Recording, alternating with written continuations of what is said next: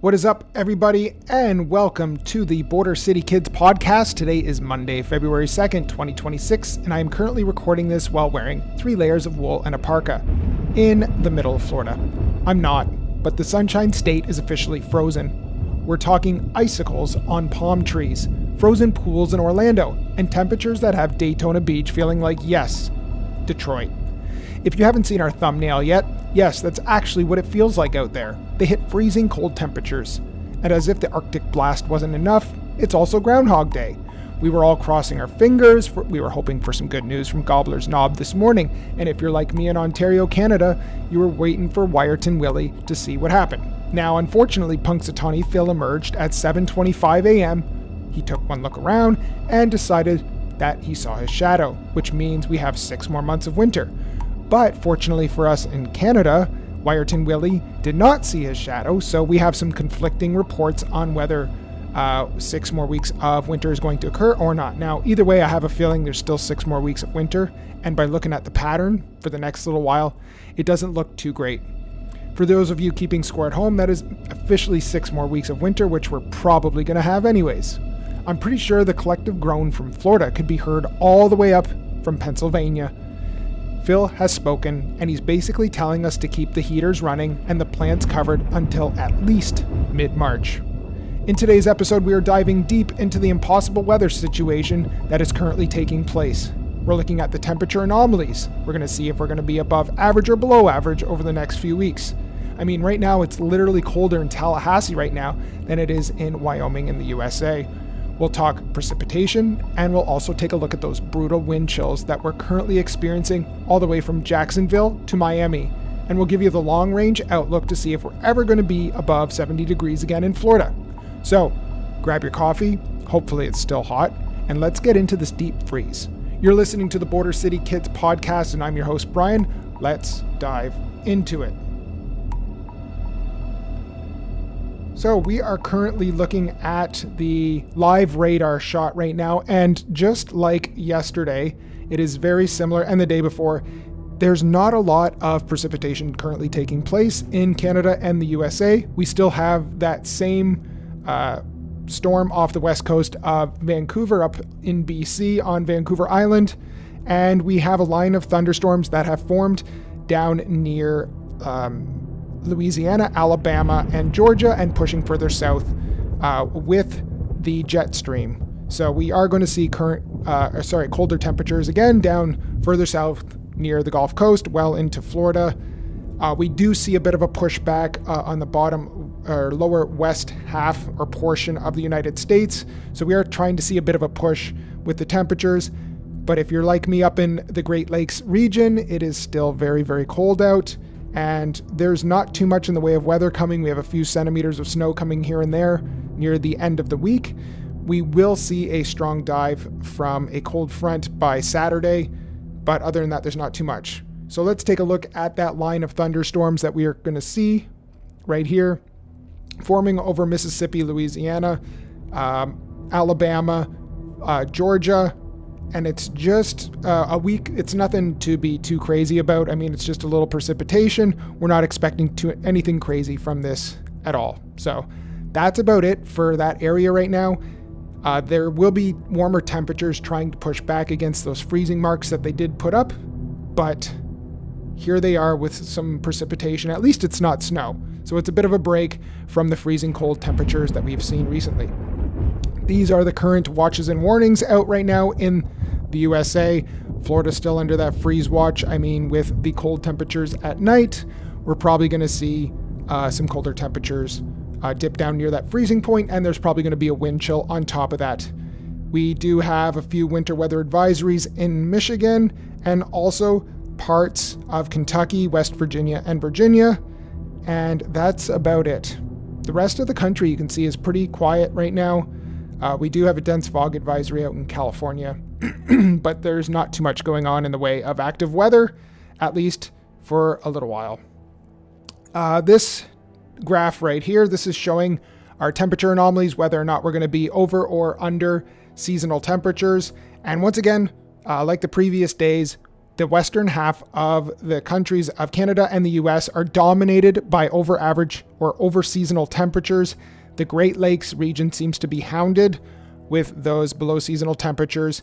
And when we look at this radar right here, we do see that the cold temperatures seem to kind of dissipate, and then it's like almost reborn again. We see it kind of dissipate and then hard cold temperatures again right over the Great Lakes region. So it's almost like a second wind of that. And that's that lower eastern portion of the United States as well, experiencing those cold temperatures. And some of these temperatures are negative 20 to negative 30 degrees below seasonal than what you're currently used to.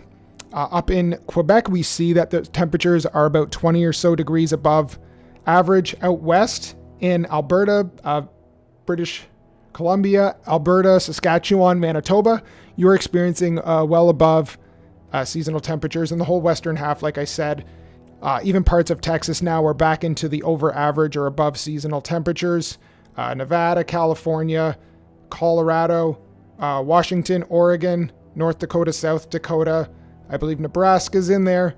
So it's just that great divide that's still occurring right now, and it doesn't seem like there's an end anytime soon for that.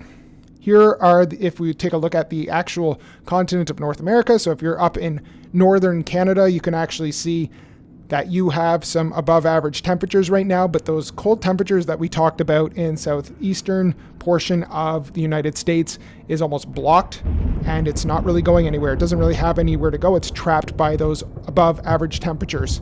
So we'll keep an eye on that. We will go over what the next 2 weeks looks like in the way of probabilities of being above average or lower when it comes to temperatures. There is a bit of hope at the end of the tunnel, I guess you could say. These are the actual temperatures that we're experiencing. Western half of the US is experiencing above average temperatures, and there's a lot of over freezing mark temperatures, and I'm sure they're happy about that. Up in northwestern Ontario, Manitoba, you have some very frigid temperatures. Remember, this is in Fahrenheit. This is not Celsius. So these temperatures are absolutely freezing, and it's kind of stuck around for a while, and most Canadians are actually kind of getting sick of this now. But it's just a continuation of the pattern that we cannot control. And that's what it looks like right now. Quebec is experiencing it. We see parts of Vancouver right around that freezing mark. Alberta's around the freezing mark as well, but there are some places actually getting above. There is actually a push. If you look at the southern portion of Alberta, they are getting into the 40s and 50s. So they will actually have some warmer temperatures.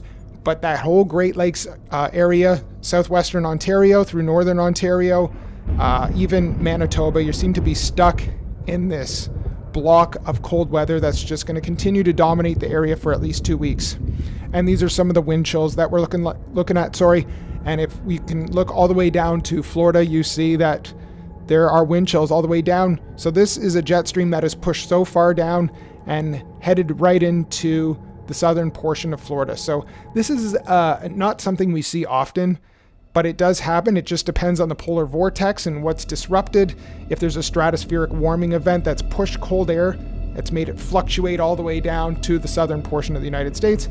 It happens.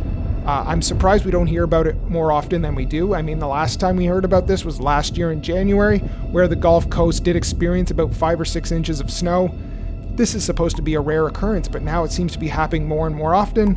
And we do see by this weekend that there is more Arctic air coming down. It's going to be an Arctic blast. We're going to feel the cold, dry air, at least in the Great Lakes region, probably push down Pennsylvania, through Georgia and the Carolinas. It will be cold. I assume this is going to make it all the way down to Florida as well, and the Gulf Coast and the Panhandle. If we look at the 6 to 10 day temperature probability outlook, this is where things maybe start to look up, because it used to be just the western half of this map dominated by probable above average temperatures, starting to take over most of the US, about 2/3 of it. We still see that eastern third, I'd say, of the US dominated by cold temperatures. If you're in that New York, Pennsylvania region, Maine, New Hampshire, those are going to be the most under average in the next 6 to 10 days. We don't see much of a change, unfortunately, in the 2 weeks' time. Now, the good news is the probabilities of the colder regions seem to be much lower. And we do see most of the United States covered by that probability of being above average in temperatures. So there is a little bit of hope. The region that I'm in is currently looking to have near seasonal temperatures in 2 weeks' time, which we will certainly take at that in this time because it's been so cold. We also see the lowest portion of Florida just with the slightest probability of experiencing below average temperatures. When we take a look at the probability of precipitation in the central portion of the United States, we're seeing about seasonal. With the warmer temperatures out west, we kind of do want to see more of those precipitation-like areas. And with it being so cold in the east, it kind of just, shows a relationship between the cold weather and the chance of actually having precipitation. So there's not much going on out east.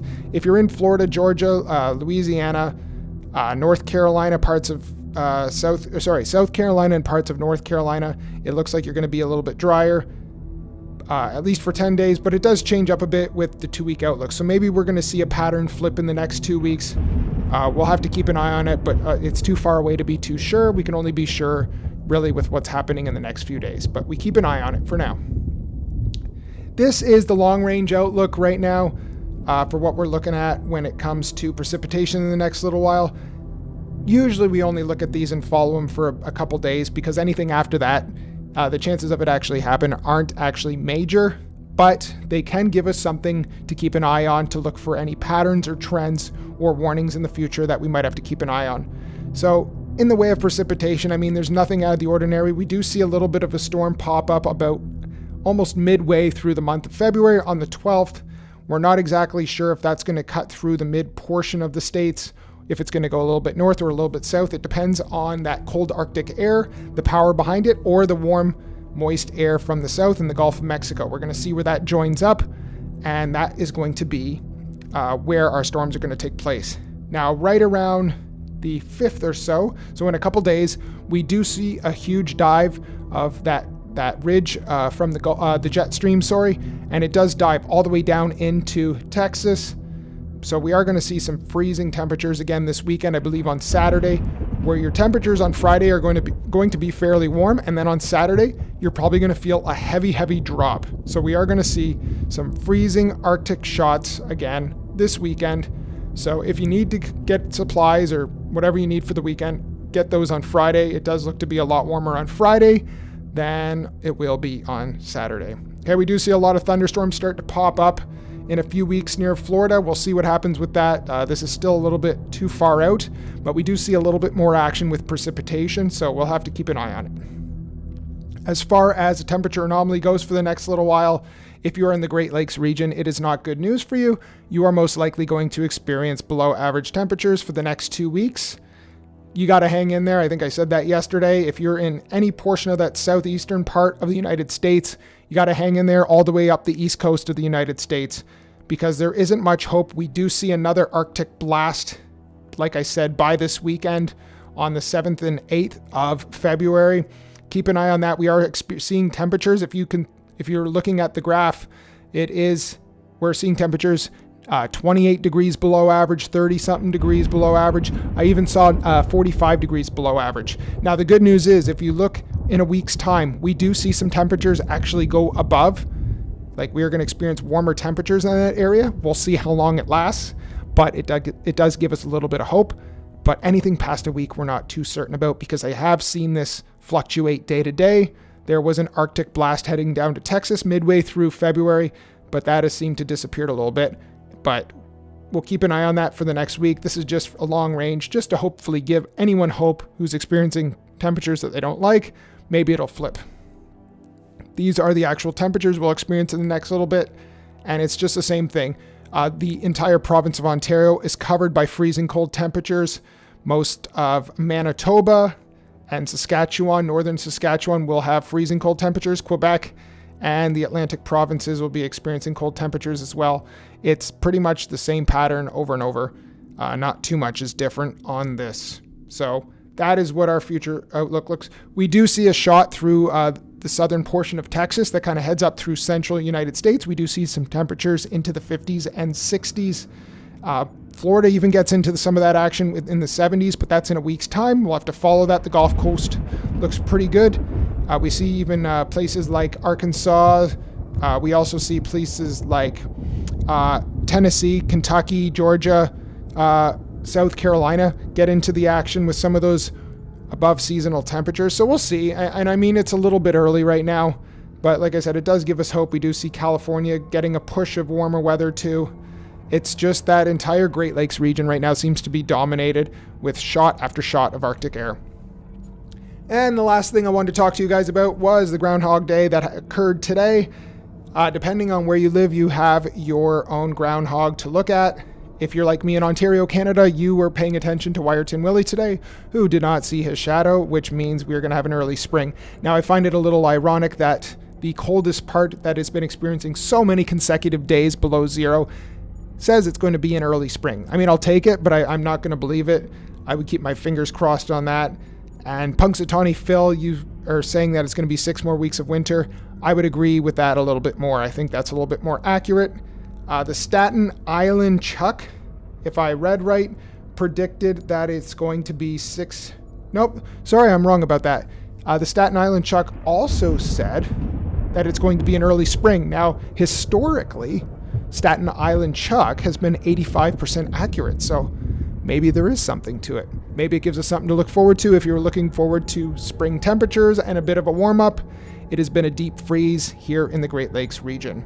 So, I appreciate you guys being here with me today. I appreciate you being here for the Border City Kids podcast.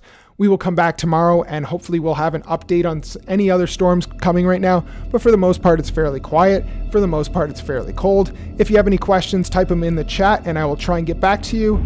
If you have any feedback or suggestions, I am new to weather forecasting, but I enjoy it. Please type them in the comments. Hit the like button, subscribe to my channel. I'm going to try and put forecasts out every single day. Unless, of course, nothing's really happening. And right now we seem to be on that trend, but it's just cold right now. So, thank you for joining me today. This is the Border City Kids podcast. I'm your host, Brian. I'll be back tomorrow with another forecast. Take care. Have a good one.